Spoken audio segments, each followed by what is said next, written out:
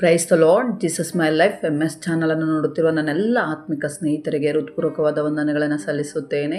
ಪರಿಶುದ್ಧಾತ್ಮನೊಂದಿಗೆ ಪ್ರತಿದಿನ ಸಮಯ ಕಳೆಯುವುದು ಹೇಗೆ?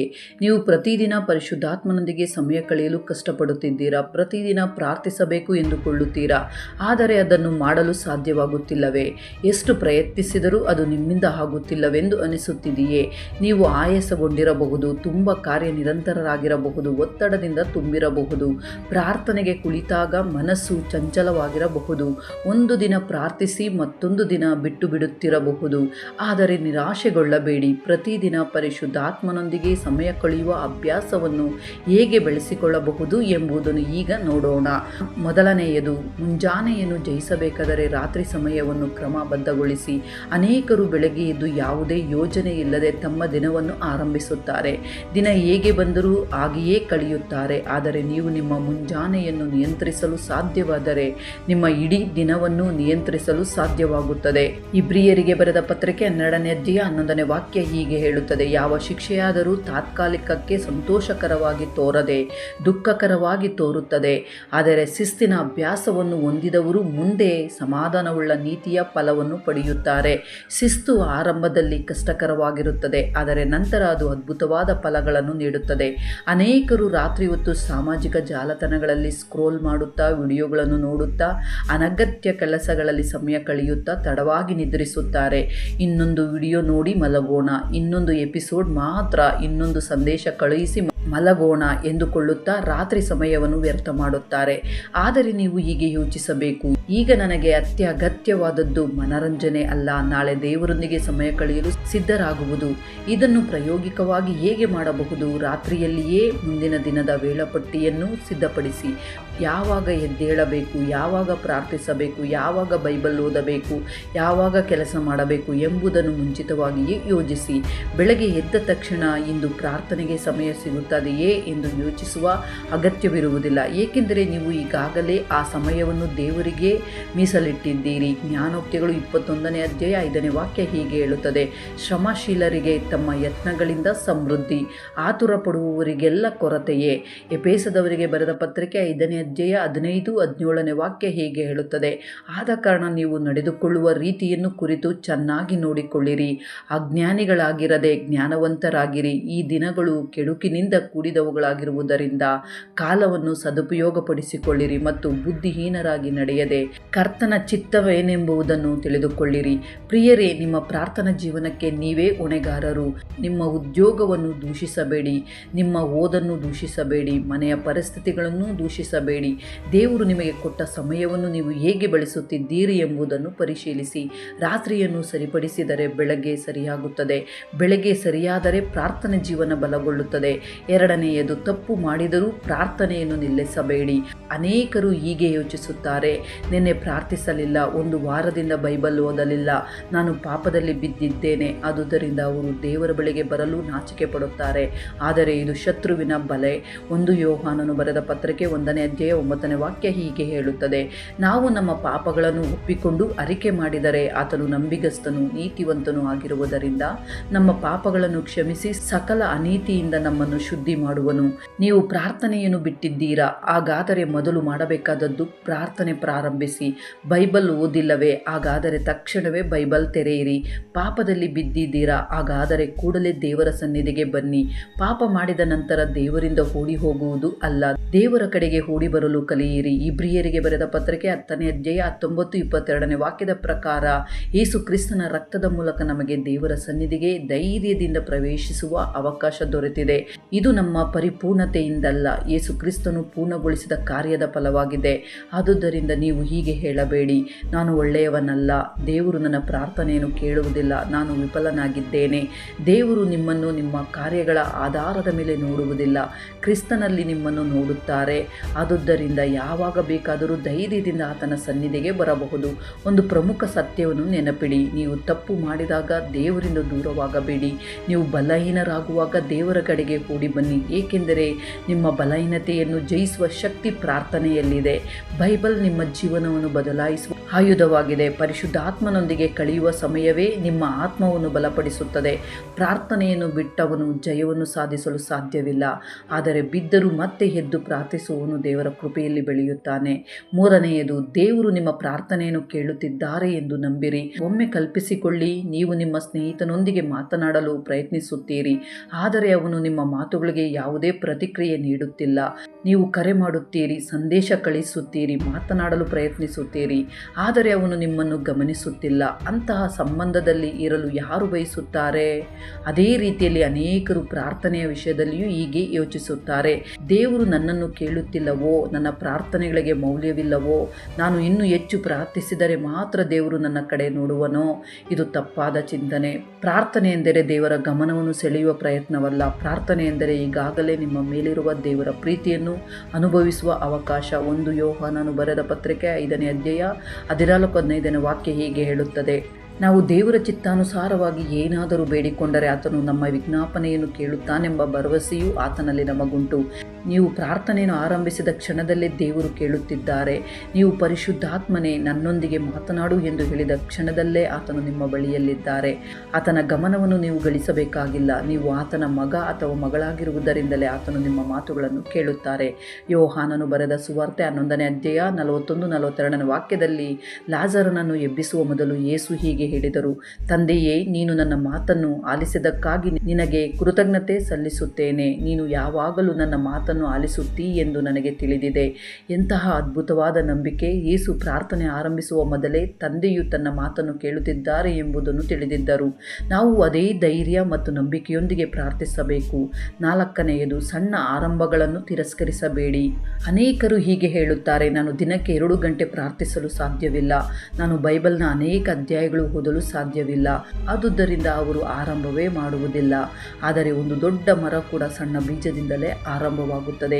ನೀವು ಈಗ ಪ್ರಾರ್ಥನೆ ಮಾಡುತ್ತಿಲ್ಲವೆಂದರೆ 10 ನಿಮಿಷಗಳಿಂದ ಆರಂಭಿಸಿ, 1 ಅಧ್ಯಾಯದಿಂದ ಆರಂಭಿಸಿ, 1 ಕೀರ್ತನೆಯಿಂದ ಆರಂಭಿಸಿ. ದೇವರು ನಿಮ್ಮ ಆರಂಭವನ್ನು ಗಮನಿಸುತ್ತಾರೆ.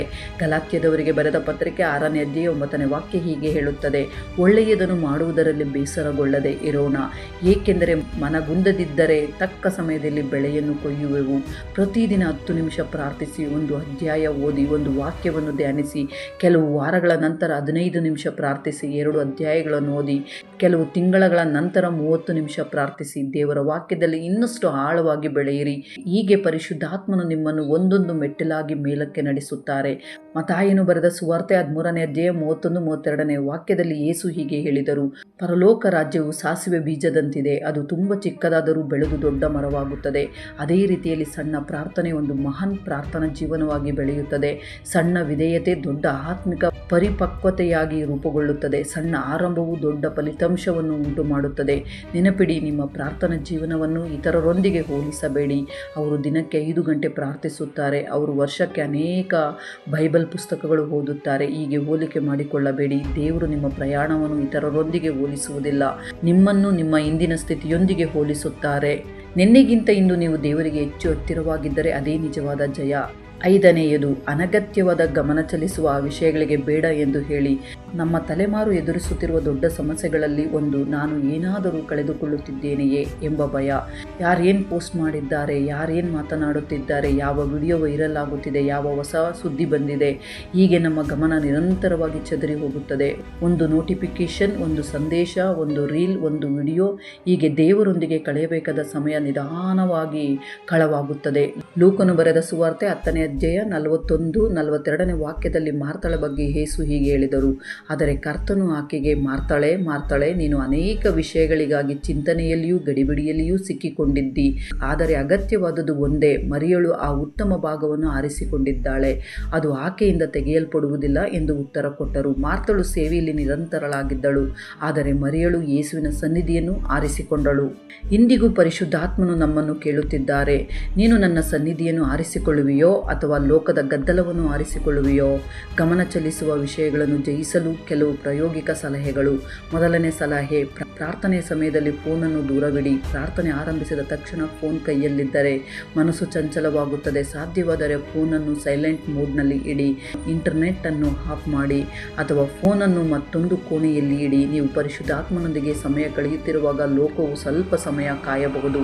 ಎರಡನೆಯ ಸಲಹೆ, ಪ್ರಾರ್ಥನೆಗಾಗಿ ವಿಶೇಷ ಸ್ಥಳವನ್ನು ಸಿದ್ಧಪಡಿಸಿ. ಯೇಸು ಆಗಾಗ್ಗೆ ಏಕಾಂತ ಸ್ಥಳಗಳಿಗೆ ಹೋಗಿ ಪ್ರಾರ್ಥಿಸುತ್ತಿದ್ದರು. ನಿಮ್ಮ ಮನೆಯಲ್ಲಿ ಒಂದು ಮೂಲೆಯನ್ನು, ಒಂದು ಕುರ್ಚಿಯನ್ನು ಅಥವಾ ಒಂದು ಸಣ್ಣ ಕೊಠಡಿಯನ್ನು ಪ್ರಾರ್ಥನೆಗಾಗಿ ವಿಶೇಷವಾಗಿ ಮೀಸಲಿಡಿ. ಆ ಸ್ಥಳವನ್ನು ನೋಡಿದಾಗಲೆಲ್ಲ ನಿಮ್ಮ ಮನಸ್ಸು ದೇವರ ಕಡೆಗೆ ತಿರುಗುತ್ತದೆ. ಮೂರನೆಯ ಸಲಹೆ, ಪರಿಶುದ್ಧಾತ್ಮನೊಂದಿಗೆ ಕಳೆಯುವ ಸಮಯವನ್ನು ಒಂದು ಮಹತ್ವದ ಭೇಟಿಯಂತೆ ಪರಿಗಣಿಸಿ. ಒಬ್ಬ ಪ್ರಮುಖ ವ್ಯಕ್ತಿಯೊಂದಿಗೆ ನಿಮಗೆ ಭೇಟಿ ನಿಗದಿಯಾಗಿದ್ದರೆ ಅದನ್ನು ತಪ್ಪಿಸಿಕೊಳ್ಳುತ್ತೀರಾ? ಹಾಗಾದರೆ ಸರ್ವಶಕ್ತನಾದ ದೇವರೊಂದಿಗೆ ನಿಗದಿಪಡಿಸಿದ ಸಮಯವನ್ನು ಏಕೆ ನಿರ್ಲಕ್ಷಿಸಬೇಕು? ಪ್ರಾರ್ಥನೆಯ ಸಮಯವನ್ನು ಪವಿತ್ರವಾದ ನೇಮಕಾತಿಯಂತೆ ಪರಿಗಣಿಸಿ. ಆರನೆಯದು, ಪರಿಶುದ್ಧಾತ್ಮನನ್ನು ಒಬ್ಬ ವ್ಯಕ್ತಿಯಾಗಿ ತಿಳಿದುಕೊಳ್ಳಿ. ಅನೇಕರು ಪರಿಶುದ್ಧಾತ್ಮನನ್ನು ಕೇವಲ ಒಂದು ಶಕ್ತಿ ಎಂದು ಮಾತ್ರ ಭಾವಿಸುತ್ತಾರೆ. ಆದರೆ ಪರಿಶುದ್ಧಾತ್ಮನು ಒಬ್ಬ ವ್ಯಕ್ತಿ. ಆತನು ಪ್ರೀತಿಸುತ್ತಾರೆ, ಮಾತನಾಡುತ್ತಾರೆ, ಮಾರ್ಗದರ್ಶನ ಮಾಡುತ್ತಾರೆ ಮತ್ತು ಬೋಧಿಸುತ್ತಾರೆ. ಯೋಹಾನನು ಬರೆದ ಸುವಾರ್ತೆ 14ನೇ ಅಧ್ಯಾಯ 26ನೇ ವಾಕ್ಯ ಹೀಗೆ ಹೇಳುತ್ತದೆ, ಪರಿಶುದ್ಧಾತ್ಮನು ನಿಮಗೆ ಎಲ್ಲವನ್ನೂ ಬೋಧಿಸುವನು. ಪರಿಶುದ್ಧಾತ್ಮನೊಂದಿಗೆ ಸಮಯ ಕಳೆಯುವುದು ಎಂದರೆ ಕೇವಲ ಪ್ರಾರ್ಥನೆಗಳ ಪಟ್ಟಿಯನ್ನು ಕೇಳುವುದು ಅಲ್ಲ. ಅದು ಒಂದು ಸಂಬಂಧ, ಅದು ಒಂದು ಸ್ನೇಹ, ಅದು ಒಂದು ಸಹವಾಸ. ಏಳನೆಯದು, ಪರಿಪೂರ್ಣತೆಗಾಗಿ ಅಲ್ಲ, ಸಂಬಂಧಕ್ಕಾಗಿ ಬನ್ನಿ. ಅನೇಕರು ಹೀಗೆ ಯೋಚಿಸುತ್ತಾರೆ, ಇಂದು ನನಗೆ ವಿಶೇಷ ಅನುಭವವಾಗಲಿಲ್ಲ, ಇಂದು ದೇವರ ಸನ್ನಿಧಿ ಪ್ರಬಲವಾಗಿ ಅನಿಸಲಿಲ್ಲ, ಇಂದು ನನ್ನ ಪ್ರಾರ್ಥನೆ ಚೆನ್ನಾಗಿರಲಿಲ್ಲ. ಆದರೆ ನೆನಪಿಡಿ, ಪ್ರಾರ್ಥನೆಯ ಗುರಿ ಅನುಭವವಲ್ಲ, ಸಂಬಂಧವಾಗಿದೆ. ಒಬ್ಬ ತಂದೆ ತನ್ನ ಮಗುವಿನೊಂದಿಗೆ ಪ್ರತಿದಿನ ಮಾತನಾಡುವಂತೆ ದೇವರು ನಿಮ್ಮೊಂದಿಗೆ ಸಮಯ ಕಳೆಯಲು ಬಯಸುತ್ತಾರೆ. ಶಿಸ್ತು ಭಾವನೆಗಿಂತ ಶ್ರೇಷ್ಠವಾಗಿದೆ.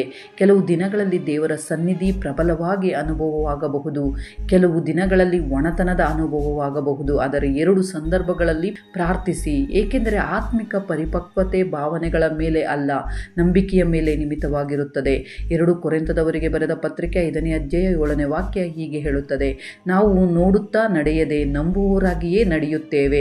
ನೀವು ಈ ಭೌತಿಕ ಲೋಕದಲ್ಲಿ ಜೀವಿಸುತ್ತಿದ್ದೀರಿ, ಅದೇ ಸಮಯದಲ್ಲಿ ದೇವರ ರಾಜ್ಯದಲ್ಲಿಯೂ ಜೀವಿಸುತ್ತಿದ್ದೀರಿ, ಏಕೆಂದರೆ ಪರಿಶುದ್ಧಾತ್ಮನು ನಿಮ್ಮೊಳಗೆ ವಾಸಿಸುತ್ತಿದ್ದಾರೆ. ರಹಸ್ಯವೇನು? ನೀವು ಪರಿಶುದ್ಧಾತ್ಮನೊಂದಿಗೆ ನಿರಂತರವಾಗಿ ನಡೆಯುತ್ತಿದ್ದರೆ ಸಾಮಾನ್ಯ ಜೀವನದಿಂದ ಆತ್ಮಿಕ ಜೀವನಕ್ಕೆ ಬದಲಾಗಲು ಯಾವುದೇ ವಿಶೇಷ ಪ್ರಯತ್ನದ ಅಗತ್ಯವಿರುವುದಿಲ್ಲ, ಏಕೆಂದರೆ ನೀವು ಈಗಾಗಲೇ ಆತನೊಂದಿಗೆ ನಡೆಯುತ್ತಿದ್ದೀರಿ. 8ನೇಯದು, ಪರಿಶುದ್ಧಾತ್ಮನ ಸನ್ನಿಧಿಯನ್ನು ಅಮೂಲ್ಯವೆಂದು ಪರಿಗಣಿಸಿ. ಇದು ಪ್ರಾರ್ಥನಾ ಜೀವನದ ಅತ್ಯಂತ ಪ್ರಮುಖ ರಹಸ್ಯವಾಗಿದೆ. ಪ್ರಾರ್ಥನೆಯನ್ನು ಕೇವಲ ಒಂದು ಶಿಸ್ತಿನ ಕಾರ್ಯವೆಂದು ನೋಡಬೇಡಿ, ಅದನ್ನು ಪ್ರೀತಿಯ ಸಂಬಂಧವೆಂದು ಪರಿಗಣಿಸಿ. ಕೀರ್ತನೆ 42:1-2ನೇ ವಾಕ್ಯ ಹೀಗೆ ಹೇಳುತ್ತದೆ, ದೇವರೇ, ಬಾಯಾರಿದ ಜಿಂಕೆಯು ನೀರಿನ ತೊರೆಗಳನ್ನು ಹೇಗೋ ಹಾಗೆಯೇ ನನ್ನ ಮನಸ್ಸು ನಿನ್ನನ್ನು ಬಯಸುತ್ತದೆ. ನನ್ನ ಮನಸ್ಸು ದೇವರಿಗಾಗಿ, ಚೈತನ್ಯ ಸ್ವರೂಪನಾದ ದೇವರಿಗಾಗಿ ಹಾರೈಸುತ್ತದೆ. ನಾನು ಯಾವಾಗ ಹೋಗಿ ದೇವರ ಸನ್ನಿಧಿಯಲ್ಲಿ ಸೇರುವೆನೋ? ಕೀರ್ತನೆ 73:25-26ನೇ ವಾಕ್ಯ ಹೀಗೆ ಹೇಳುತ್ತದೆ, ಪರಲೋಕದಲ್ಲಿ ನನಗೆ ನೀನಲ್ಲದೆ ಮತ್ಯಾರು ಅವಶ್ಯ, ಇಹಲೋಕದಲ್ಲಿ ನೀನಲ್ಲದೆ ಇನ್ಯಾರು ಬಯಸುವುದಿಲ್ಲ. ತನುಮನಗಳು ಕ್ಷಯಿಸಿದರೂ ನನ್ನ ಆತ್ಮಕ್ಕೆ ಬಲವು, ನನ್ನ ಶಾಶ್ವತವಾದ ಪಾಲು ದೇವರೇ. ಇದೇ ನಿಜವಾದ ಆತ್ಮಿಕ ಪರಿಪಕ್ವತೆ. ದೇವರಿಗಿಂತ ಶ್ರೇಷ್ಠವಾದುದು ಯಾವುದೂ ಇಲ್ಲ ಎಂದು ಅರಿತುಕೊಳ್ಳುವುದು. ಪ್ರೀತಿಯು ಕೇವಲ ಧಾರ್ಮಿಕ ಆಚರಣೆಗಳನ್ನು ಮೀರಿಸುತ್ತದೆ. ಶಿಸ್ತು ಒಳ್ಳೆಯದೇ, ಆದರೆ ಪ್ರೀತಿ ಇನ್ನಷ್ಟು ಶ್ರೇಷ್ಠವಾದದ್ದು. ನೀವು ಪರಿಶುದ್ಧಾತ್ಮನನ್ನು ಪ್ರೀತಿಸಲು ಆರಂಭಿಸಿದಾಗ ಪ್ರಾರ್ಥನೆ ಭಾರವಾಗಿ ಅನಿಸುವುದಿಲ್ಲ, ಬೈಬಲ್ ಓದುವುದು ಕಷ್ಟಕರವಾಗಿ ಅನಿಸುವುದಿಲ್ಲ, ದೇವರ ಸನ್ನಿಧಿಯಲ್ಲಿ ಇರುವುದು ಆನಂದವಾಗುತ್ತದೆ. ಒಮ್ಮೆ ದೇವರ ಮಹಿಮೆಯನ್ನು ರುಚಿ ನೋಡಿದವನು, ದೇವರ ಸನ್ನಿಧಿಯನ್ನು ಆಳವಾಗಿ ಅನುಭವಿಸಿದವನು ಈ ಲೋಕದ ತಾತ್ಕಾಲಿಕ ಸಂತೋಷಗಳಲ್ಲಿ ನಿಜವಾದ ತೃಪ್ತಿಯನ್ನು ಹುಡುಕಲು ಸಾಧ್ಯವಿಲ್ಲ. ಆಗ ಕೀರ್ತನಕಾರನಂತೆ ಹೀಗೆ ಹೇಳುತ್ತಾನೆ, ಜಿಂಕೆಯು ನೀರಿನ ತೊರೆಗಳಿಗಾಗಿ ಆತೊರೆಯುವಂತೆ ನನ್ನ ಆತ್ಮವು ನಿನಗಾಗಿ ಆತೊರೆಯುತ್ತದೆ. ಸಹಜ ಲೋಕ ಮತ್ತು ಆತ್ಮಿಕ ಲೋಕದ ನಡುವಿನ ಸೂಕ್ಷ್ಮ ಗಡಿ. ಅನೇಕ ಕ್ರೈಸ್ತರು ಹೀಗೆ ಯೋಚಿಸುತ್ತಾರೆ, ಅದ್ಭುತಗಳು ಸಂಭವಿಸುವ ಮಟ್ಟಕ್ಕೆ ತಲುಪಲು ಬಹಳ ಸಮಯ ಬೇಕು, ದೇವರ ಮಹಿಮೆಯನ್ನು ಅನುಭವಿಸಲು ವಿಶೇಷ ವಾತಾವರಣ ಬೇಕು, ಮೊದಲು ಬಹಳ ಸಮಯ ಪ್ರಾರ್ಥಿಸಿದ ನಂತರವೇ ದೇವರ ಸನ್ನಿಧಿಯನ್ನು ಅನುಭವಿಸಬಹುದು. ಆದರೆ ಸತ್ಯವೇನೆಂದರೆ, ವಿಶ್ವಾಸಿಯಾಗಿ ನೀವು 2 ಲೋಕಗಳ ನಡುವೆ ಪ್ರಯಾಣಿಸುತ್ತಿಲ್ಲ, ನೀವು ಒಂದೇ ಸಮಯದಲ್ಲಿ ಎರಡರಲ್ಲಿಯೂ ಜೀವಿಸುತ್ತಿದ್ದೀರಿ. ನೀವು ಆ ಭೌತಿಕ ಲೋಕದಲ್ಲಿ ಜೀವಿಸುತ್ತಿದ್ದೀರಿ, ಅದೇ ಸಮಯದಲ್ಲಿ ದೇವರ ರಾಜ್ಯದಲ್ಲಿಯೂ ಜೀವಿಸುತ್ತಿದ್ದೀರಿ. ಆದುದರಿಂದ ಪರಿಶುದ್ಧಾತ್ಮನೊಂದಿಗೆ ನಿಮ್ಮ ಸಂಬಂಧವನ್ನು ಬೆಳೆಸಿಕೊಳ್ಳಿ. ಭಾವನೆಗಳಿಗಿಂತ ನಂಬಿಕೆಯ ಮೇಲೆ ನಿಮ್ಮ ಜೀವನವನ್ನು ಆಧರಿಸಿಕೊಳ್ಳಿ. ಪ್ರಿಯ ದೇವರ ಮಗುವೆ, ಪ್ರತಿದಿನ ಪರಿಶುದ್ಧಾತ್ಮನೊಂದಿಗೆ 10 ನಿಮಿಷ ಸಮಯ ಕಳೆಯುವುದು ಸಮಯವೇ ಕಳೆಯದಿರುವುದಕ್ಕಿಂತ ಬಹಳ ಉತ್ತಮ.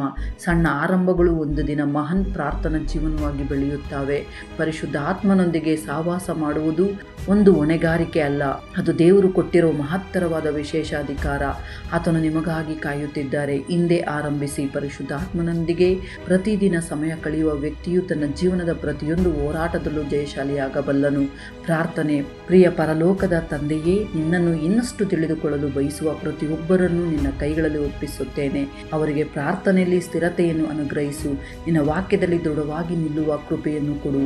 ಮೊದಲ ಪ್ರೀತಿಯ ಅಗ್ನಿಯನ್ನು ಅವರ ಹೃದಯಗಳಲ್ಲಿ ಮತ್ತೊಮ್ಮೆ ಹೊತ್ತಿಸು. ಪ್ರಾರ್ಥನೆಯ ಕಡೆಗೆ ಅವರನ್ನು ನಡೆಸುವ ಪ್ರೀತಿಯನ್ನು ಅವರಿಗೆ ಅನುಗ್ರಹಿಸು. ನಿನ್ನ ವಾಕ್ಯವನ್ನು ಪ್ರೀತಿಸುವ ಹೃದಯವನ್ನು ಅವರಿಗೆ ದಯಪಾಲಿಸು. ಪರಿಶುದ್ಧಾತ್ಮನೇ, ಪ್ರಾರ್ಥನೆಯ ಆತ್ಮವನ್ನು ಅವರ ಮೇಲೆ ಸುರಿಸು. ಪ್ರತಿದಿನ ನಿನ್ನೊಂದಿಗೆ ಸಹವಾಸ ಮಾಡುವ ಕೃಪೆಯನ್ನು ಅವರಿಗೆ ಅನುಗ್ರಹಿಸು. ಯೇಸುವಿನ ನಾಮದಲ್ಲಿ ಪ್ರಾರ್ಥಿಸುತ್ತೇವೆ, ಆಮೇನ್. ಪರಿಶುದ್ಧಾತ್ಮನೊಂದಿಗೆ ಸಮಯ ಕಳೆಯಲು ಸರಿಯಾದ ಯೋಜನೆಯನ್ನು ಹೊಂದಿರಿ. ತಪ್ಪು ಮಾಡಿದಾಗ ದೇವರ ಬಳಿಗೆ ಬನ್ನಿ. ಆತನು ನಿಮ್ಮ ಪ್ರಾರ್ಥನೆಯನ್ನು ಕೇಳುತ್ತಾನೆ ಎಂದು ನಂಬಿರಿ. ಸಣ್ಣ ಆರಂಭಗಳು ತಿರಸ್ಕರಿಸಬೇಡಿ. ಗಮನ ಚಲಿಸುವ ವಿಷಯಗಳಿಗೆ ಬೇಡ ಎಂದು ಹೇಳಿರಿ. ಯೋಚಿತ ಪ್ರಾರ್ಥನೆ ಮತ್ತು ಸ್ವಾಭಾವಿಕ ಪ್ರಾರ್ಥನೆ ಎರಡನ್ನೂ ನಿಮ್ಮ ಜೀವನದಲ್ಲಿ ಅಭ್ಯಾಸ ಮಾಡಿಕೊಳ್ಳಿ. ಶಿಸ್ತು ನಿಮ್ಮನ್ನು ಪ್ರಾರ್ಥನೆಯ ಬಳಿಗೆ ಕರೆದೊಯ್ಯುತ್ತದೆ. ಪ್ರೀತಿ ನಿಮ್ಮನ್ನು ಅಲ್ಲಿ ಸ್ಥಿರವಾಗಿ ನಿಲ್ಲಿಸುತ್ತದೆ. ಪ್ರಾರ್ಥನೆ ಒಂದು ಹೊಣೆಗಾರಿಕೆ ಅಲ್ಲ, ಅದು ದೇವರು ಕೊಟ್ಟಿರುವ ಅಮೂಲ್ಯವಾದ ವರ. ದೇವರಿಗಾಗಿ ತೊರೆಯುವ ವ್ಯಕ್ತಿಯು ಪ್ರಾರ್ಥನೆಯಲ್ಲಿ ಸ್ಥಿರವಾಗಿ ನಿಲ್ಲುತ್ತಾನೆ. ಈ ವಿಡಿಯೋ ನಿಮಗೆ ಇಷ್ಟವಾಗಿದ್ದರೆ ಅನೇಕರಿಗೂ ಶೇರ್ ಮಾಡಿರಿ, ಲೈಕ್ ಮಾಡಿರಿ, ಸಬ್ಸ್ಕ್ರೈಬ್ ಮಾಡಿಕೊಳ್ಳಿ. ಮತ್ತೊಂದು ಅದ್ಭುತವಾದ ಅಂಶದೊಂದಿಗೆ ಮತ್ತೆ ನಿಮ್ಮ ಬಳಿಗೆ ಬರಲು ಪ್ರಯತ್ನ ಮಾಡುತ್ತೇನೆ. ಸರ್ವಶಕ್ತ ದೇವರ ಮಹಾಕೃಪೆಯು ನಮ್ಮೆಲ್ಲರೊಂದಿಗೆ ಸದಾ ಇದ್ದು ನಮ್ಮನ್ನು ಕಾಪಾಡಿ ನಡೆಸಿ ಬಲಪಡಿಸಲಿ. ಆಮೇನ್.